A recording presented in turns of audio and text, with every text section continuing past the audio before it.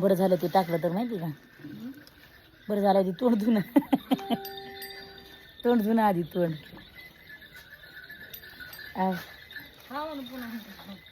पुन्हा बरं पुन्हा तर पुन्हा हा वलं लागले डाळीला. गप्पानं म्हणली होतीस का टिपकी नाही 1-2 टिपकी.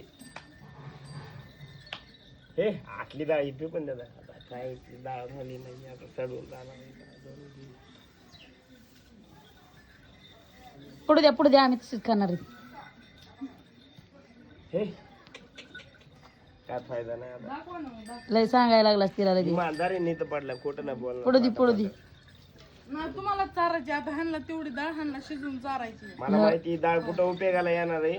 कुठं सणासुदीला असलं की लगे देव म्हणते उठत चाललं.